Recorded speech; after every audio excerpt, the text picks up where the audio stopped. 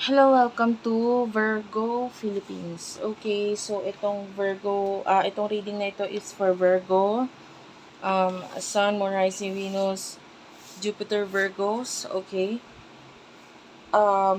Wait lang guys, sinusulat ko kasi kung ano tong reading na ito para hindi ko makalimutan. Anyway, this is soulmate reading. Take only what resonates ha.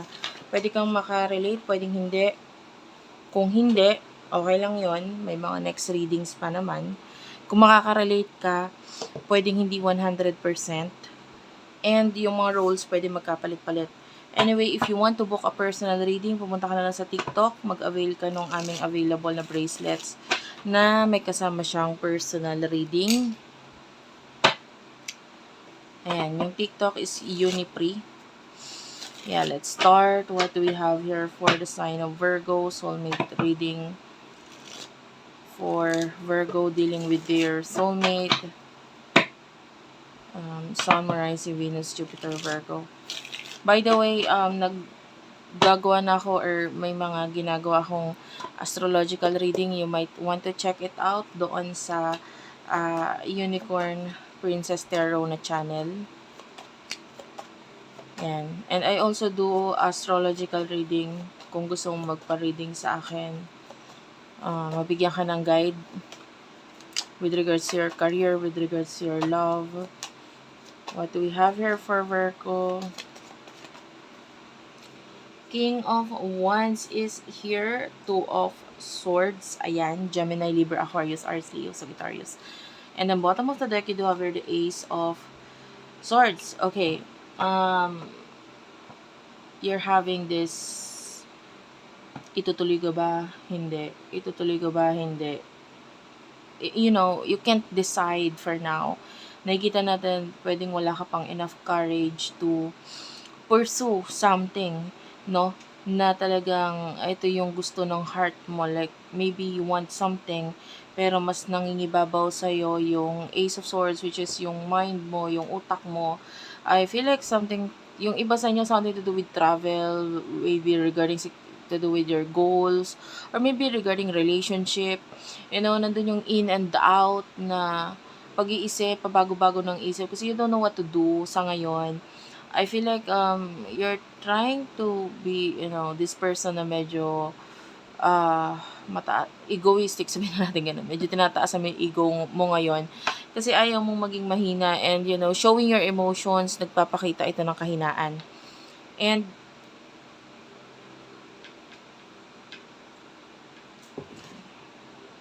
okay, some of you, hindi mo nagugustuhan yung mga tao sa paligid mo, like you don't like how they treat you, or kung ano yung mga pinagsasabi nila sa'yo, or maybe this is a particular person na pwedeng nagiging dahilan. Could be a friend, or maybe relationship with someone na pwedeng hindi mo na gugustuhan yung mga ginagawa or sinasabi sa'yo, na nagiging dahilan kung bakit parang hindi ka rin makapag-decide. And yeah, anyway, kunin natin yung energy ng person na kakonect mo for the sign of Virgo, Sun, Rising, Venus, Jupiter, Virgo.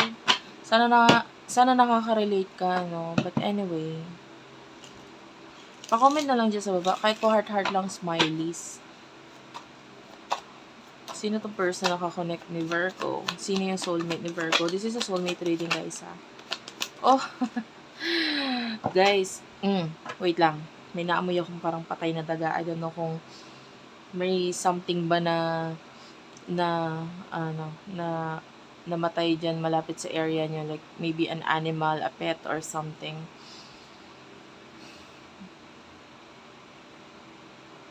Okay.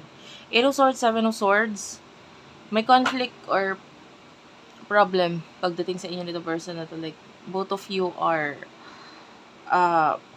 thinking of each other, pero pareho kayong nagmamatigas, or both of you are not being real pagdating sa inyong emotions. This person with the 7 of Swords, I feel like gusto niyang mag-decision ka na, or gumawa ka na, or vice versa. Maybe this is you na gusto mong malaman yung decision nitong taong to. or kung ano yung emotions niya bago ka makapag-decide or bago ka magdesisyon. The Seven of Swords, itong person na to, like, nakakita tayo ng gusto niyang mag-take ng risk.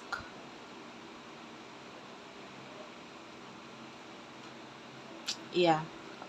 And, pero may mga gusto siyang kunin.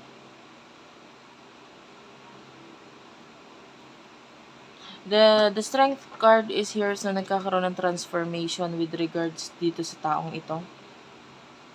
Pwede nagkakaroon ng transformation sa kanyang paniniwala, sa kanyang tradisyon, sa kanyang mga nakalakihan. And maybe regarding sa relationship, nagkakaroon din ng pagbabago doon.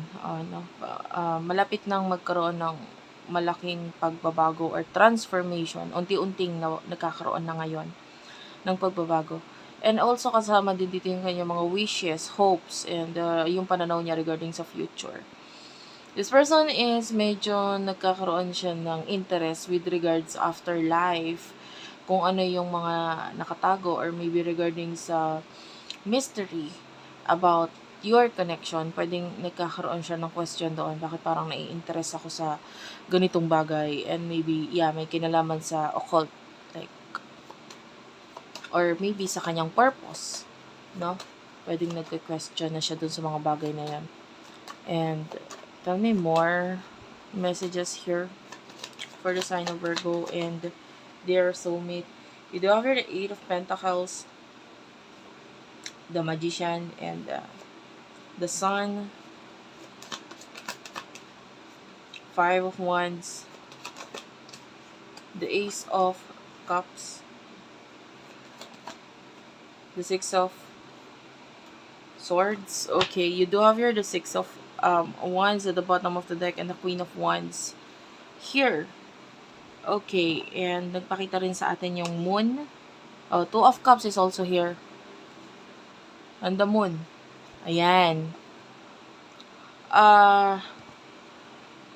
You're focused on learning. You're focused on improving yourself. This is you na pwedeng career, work, or studies ang focus mo ngayon. And with the Magician, you're creating possibilities. I feel like,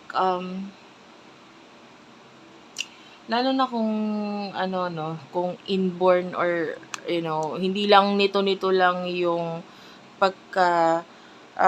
pagka-interest mo sa mga bagay na may kinalaman sa occult or tarot or mystery, lalo na kung matagal na, like maybe college days or elementary days mo pa lang talagang malapit ka na sa mga ganitong klaseng usapin. But, I can see you being more, sabihin na natin, mas detalyado or mas naisa sa buhay mo ito. So, yeah, especially ngayon, that's why you're watching tarot readings kasi ginagamit mo ito as your guide, no? Sa pamumuhay mo or sa yung iba, daily activities. Talagang hindi mawawala yung panonood ng mga tarot, or pag-aalam regarding sa mga bagay na ito. Kasama na siya sa system mo. Which is, with the Sun, wait lang, iinom lang ako.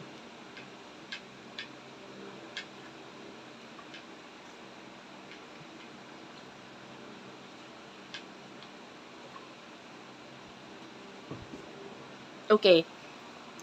Kaya nga with the Sun, I feel like, unti-unti mo nang nabubuo ang iyong identity, personality, and maybe some of you are improving your appearance. Ini-improve mo yung iyong sarili, ang appearance mo, ang pagtingin sa iyo ng ibang tao. Some of you, wala ka nang pakialam kung ano sasabihin ng iba. Some of you, maybe everything is hidden in the past, no? So tinatago mo yung mga regarding dito sa mga paniniwala na to or whatsoever. But now, parang you're being proud. You know, wala ka na pakialam sa sasabihin ng iba kasi you believe what you believe. No? Sila mga sarado isip nila whatsoever. And also at the same time, some of you pwedeng mapalapit sa mga natural na something to do with medicine, mga ganon. Pwedeng, I don't know if you're a pharmacist, pero yung iba, pwedeng magiging mas natural yung living, you know. Pwedeng gagawa ka ng sarili mong sabon, gagawa ka ng sarili mong skincare, you know, or magkakaroon ka ng pag-aaral regarding dito kung ano kayang mas maganda na food na makakatulong sa aking health, sa aking mind, sa aking body. So, this is what you're focusing here. And yeah, yung sinabi ko nga pwedeng may kinalaman sa studying or pag-aaral. And you are focusing on yourself because, you know, Sun this is you being more happy, being more contented, and focusing on daily activities. Now, punta tayo sa side ng person mo. There's a lot of love mula dito sa taong to, but with the Five of Wands, tinatry niyang labanan. So, nilalabanan niya, and I feel like this person wants to be like you. Gusto niya maging katulad mo. Like, maybe you are free. You are, if you're single and you're dealing with someone who is in a relationship, although this is soulmate connection, yung iba kasi sa inyo pwedeng attachment. So, hindi to para sa lahat. Para lang doon sa may mga attachment. Itong person na wants freedom. Gusto niya rin niya ng freedom. I want to be free as a bird like you. Diba? So, if you are single, gusto ko rin maging single. Parang ganun yung sa person na ito. There's a lot of admiration and love mula dito sa taong to, pero nahihirapan siya. This person feels like marami siyang kalaban sa ngayon para makuha yung bagay na gusto niya, and maybe may kinalaman sa'yo. Nakakamoy ako ng gatas. Hindi ko alam kung nagpapapak ka ba ng gatas ngayon. Literal yung gatas na powder. So, or maybe minsan mo nang ginawa yon, or this is one of your favorite yung magpapak ng gatas, tapos may asukal, gano'n. Ginawa ko rin yung dati ng bata ako, no? So, ang sarap. But anyway, this could be a reading. The Ace of Cups,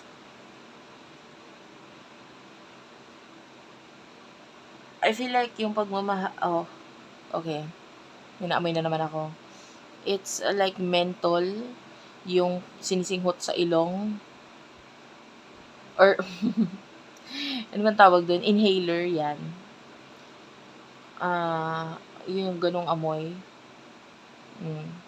Something to do with menthol. Anyway, take only what resonates, guys. Six of Swords, Gemini, Libra, Aquarius. Ito yung person na ito na parang with regards sa mga past traumas sa buhay niya, unti-unti niya nang naunawaan or naintindihan ito. Kung ano man yung mga bagay or mga taong nawala sa buhay niya in the past. Maybe may bagay or may feeling na itong person na ito in the past hindi niya matanggap yon, but then ngayon nagkakaroon siya ng understanding regarding dito sa bagay na to. Na parang ito, kaya ito nawala, kaya ito nabago because might be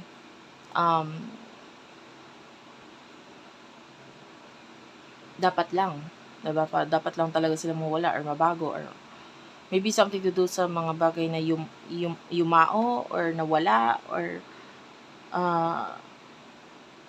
hindi magagandang pangyayari with regard sa kanyang childhood. Yeah.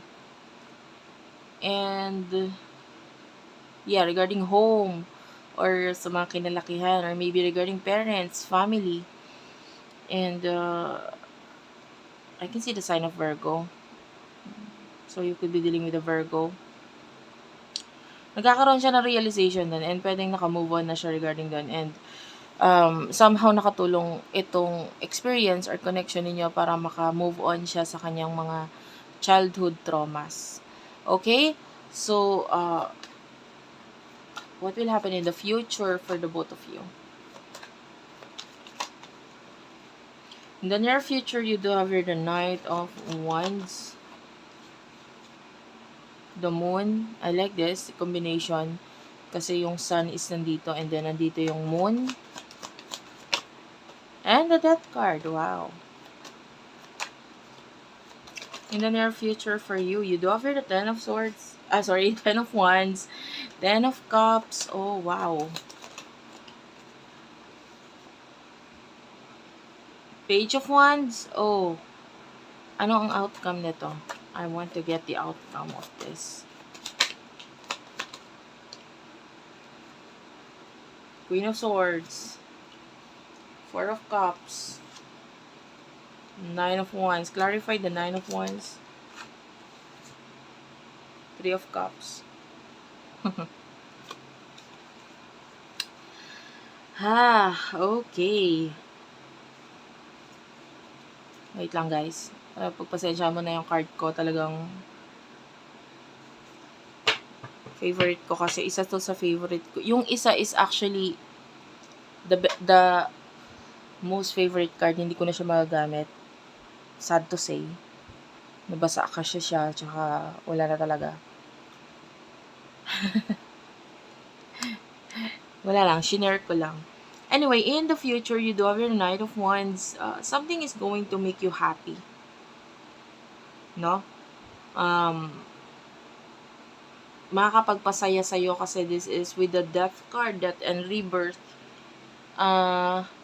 This is something na nawala sa'yo or nag-end sa'yo, but then it is coming back. It is may magbabalik sa nakaraan mo na parang maybe I can see father or father figure or maybe a friend or maybe someone who is very close to you na babalik siya. Maybe I can see pagta-travel mula dito sa taong to or vice versa. Maybe you are going to travel to meet this person. And I feel like with the Moon, yeah, this is I see this energy as very sacred. Like babalik ito because there's a spiritual cycle sa inyo nitong taong ito or nitong pagbabalik nitong person na ito sa buhay mo. Like may purpose siya. Kaya siya babalik sa buhay mo. And this time, I can see a lot of growth sa inyong dalawa. And whoever this person is, ay nakakita tayo ng commitment and relationship sa inyo, maybe business, personal relationship, even marriage or partnership, na nakikita natin pwedeng mailagay sa public or like public or some of you, yeah, I feel like this time, pagbalik itong connection na to with this person, magiging mas powerful siya. Pwedeng marami kayong anong tawag dito? Ma-impluwensyahan na tao. Or maraming taong magiging involved sa connection ninyo na pati sila ay makakatulong or makakatulong kayo sa kanila. Okay? But yeah, some of you, the Ten of Wands, Ten of Cups, with regards to this person, nakita tayo ng endings, a lot of endings. No, especially Ten of Swords is also showing here at the bottom of the deck. So, maraming ending ang maaaring mangyari dito sa person na ito. And I feel like itong ending na ito can bring back this person towards you. Mababalik yung connection with the Page of Wands and or with the Ten of Swords. I feel like I can see this mga uwak na itong nasa taas. It's like your person's spirit guide na parang ginaguide papunta sa'yo. No? And yeah, the Chariot is here.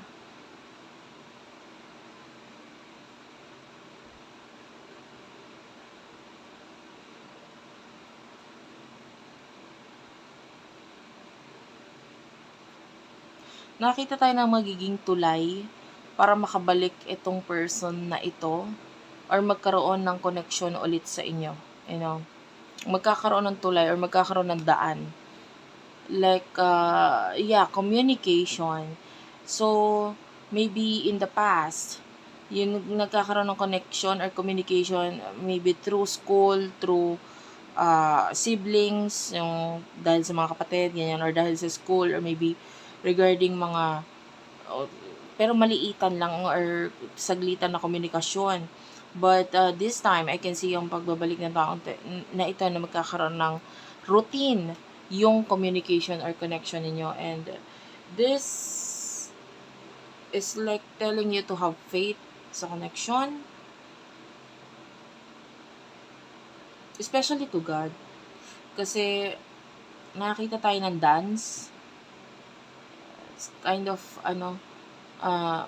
parang sayaw ng buhay ninyo nitong taong ito.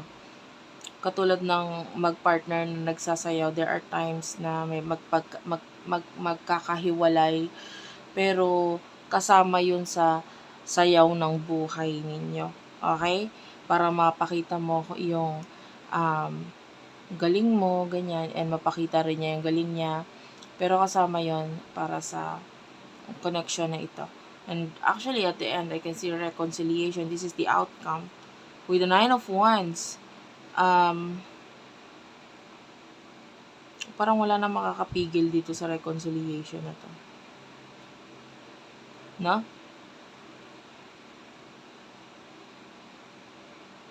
And you do have here the 4 of Cups, which is, this is reality and illusion, or reality at imagination. Pero mas nakikita natin na yung imagination ay inilalagay sa realidad, lalo na with the Queen of Swords. Queen of Swords is a realistic person. And the Queen of Swords is someone focusing on career, focusing on this is a person who really knows what she wants, kung anong gusto niya. And I feel like pagdating sa connection ninyo, magbibigay ng daan or ng tulay para magkaroon ng connection or komunikasyon sa inyong dalawa. Okay? And a high chance of pagta-travel for some of you.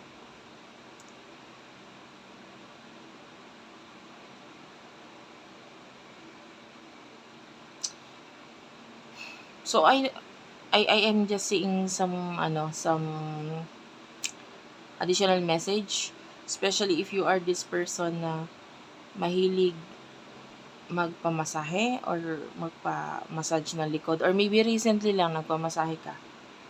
Okay? Kung mahilig ka magmamasahe, maybe there's routine, no? Talaga nagpapatawag ka ng masahista sa bahay. Or have you ever tried ventosa? Ventosa ba yun? Yung parang nilalagyan ng baso yung likod, parang if you ever tried that, maybe this is your reading. I can see na some of you may ganong experience. So that's it for now. Thank you for watching, guys. Take only what resonates. Hindi to para sa lahat because not everyone is connecting or dealing with their soulmate. I love you all. Please do like and subscribe. And if you want to book a personal reading, pumunta ka na lang sa TikTok, Unipre, search mo to. Thank you and bye-bye.